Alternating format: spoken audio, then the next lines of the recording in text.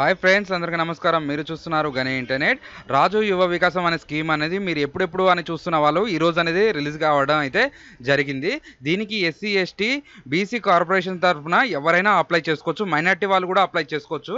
దీన్ని ఏ విధంగా online application చేసుకోవాలి అనే దాని గురించి చూసుకున్నట్టయితే వీళ్ళు దానికి సైట్ అనేది సపరేట్ చేశారు.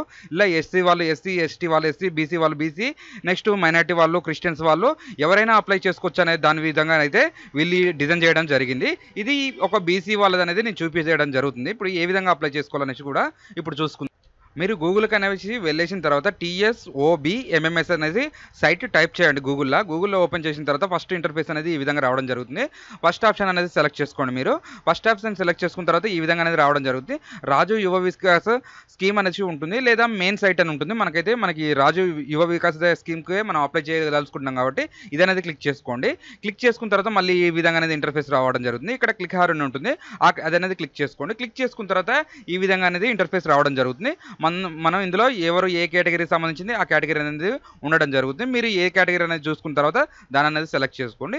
సెలెక్ట్ చేసుకున్న తర్వాత ఇక్కడ అంటూ ఒక పాయింట్ ఉంటుంది చూడండి. మీరు గతంలో కానీ బీసీ కానీ ఎస్సీ కానీ ఎస్టీ కానీ ఏదైనా కార్పొరేషన్ లోన్ అప్లై చేసుకొని మీరు లబ్ధి పొందినట్టయితే ఇక్కడైతే రావడం జరగదు. నేను ఏ విధంగా అనేది ఇప్పుడు చూపిస్తాను. ఆల్రెడీ ఇక్కడ జరిగింది ఏంటంటే ఈ కస్టమర్ అనేది ఆల్రెడీ లబ్ధి పొందాడంట. మరి ఏ విధంగా వస్తుంది అనేసి కూడా చూద్దాం మనం ఇప్పుడు.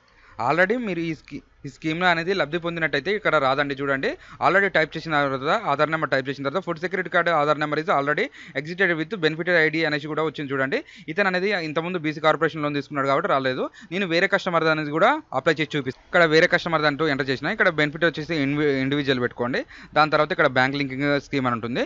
నెక్స్ట్ ఇక్కడ మీరు ఏ విధంగా అనేది మీరు కేటగిరీస్ అనేది సెలెక్ట్ చేసుకోవాలి. నేను అనేది బిజినెస్ పెట్టడానికి కాబట్టి ఇక్కడ టైలరింగ్ సంబంధించినవి, జిరాక్స్ సెంటర్ సంబంధించినవి, మిగతా వాటికి సంబంధించినవి ఉంటాయి. నేను అనేది ఒక లేడీ చేస్తున్నా కాబట్టి టైలరింగ్ సంబంధించింది అనేది పెడుతున్నా.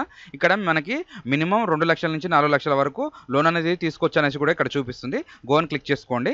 క్లిక్ చేసుకున్న తర్వాత మనకి ఈ విధంగా అనేది రావడం జరుగుతుంది. అలాగే కొంచెం స్క్రోల్ డౌన్ చేసుకున్న తర్వాత ఇక్కడ మీ డిస్టిక్, మండలం, మీ విలేజ్, గ్రామ పంచాయతీ ఏది వస్తుంది అనేది కూడా సెలెక్ట్ చేసుకోండి. అదేవిధంగా ఇట్లా కిందికి అన్న తర్వాత మీ యూనిట్ కాస్ట్ ఎంత ఉంటుంది. మీరు 2 లక్షలు పెట్టుకున్నారనుకో, 2 లక్షలు పెట్టుకుంటే ఇక్కడ సబ్సిడీ 1,40,000 అనేది కట్ కావడం జరుగుతుంది. మీరు 60,000 బ్యాంక్ అనేది కట్టాలనేసి కూడా ఇక్కడ చూపిస్తుంది.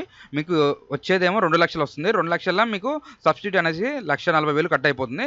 60,000 అనేది మీరు బ్యాంకు కట్టుకోవాలి. మీరు అదే విధంగా ఎలా పెట్టుకుంటారో చూసుకోండి. నెక్స్ట్ ఇక్కడ మీరు బ్రాంచ్ అనేది సెలెక్ట్ చేసుకోవాలి. మీరు ఏ బ్రాంచ్కి సెలెక్ట్ చేసుకుంటున్నారో అనేది కూడా ఉంటుంది. దీనికంటూ సివిల్ స్కోర్ అయితే దాదాపు అయితే ఉంటుంది. సివిల్ స్కోర్ కూడా చూసుకోండి ఒకసారి మీరు.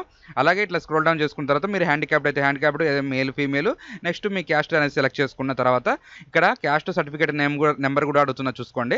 క్యాస్ట్ సర్టిఫికేట్ నెంబర్ మీరు ఏం చదువుకున్నారు, 10th తక్కువ చదువుకున్నా కానీ అప్లై చేసుకోవచ్చు అనేది కూడా ఇక్కడ రావడం జరిగింది. ఇన్కమ్ సర్టిఫికేట్ కూడా ఉండాలని చెప్పిన నేను ఇందాక ఇక్కడ కూడా ఇన్కమ్ సర్టిఫికేట్ అనేది ఉండాలండి. మీకు ఇన్కమ్ క్యాస్ట్ అయితే 2 అడుగుతుంది. నెక్స్ట్ మీరు యాన్యువల్ ఇన్కమ్ ఎంత సంపాదిస్తారు అనేసి కూడా ఇక్కడ ఉంటుంది.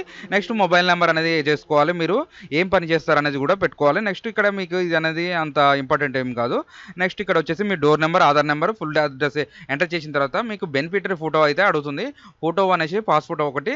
నెక్స్ట్ పాన్ కార్డ్ అయితే అక్కడ మళ్ళీ అడగడం జరుగుతుంది. పాన్ కార్డు, బ్యాంక్ అకౌంట్ అడుగుతుంది కాబట్టి ఖచ్చితంగా సిబిల్ అయితే మీకు బేస్ చేసుకుని వీళ్ళు అనేది ఈ లోన్ అనేది ప్రొవైడ్ చేస్తారు. ఇది అనేది ఒకసారి చూసుకోండి. ఇదండి ఈ రోజు వీడియో. ఈ వీడియోలో కనుక మీకు ఏమైనా డౌట్ ఉంటే కామెంట్ అని చేయండి. దాని గురించి కూడా రిప్లై ఇవ్వడం జరుగుతుంది. Thanks for the watch.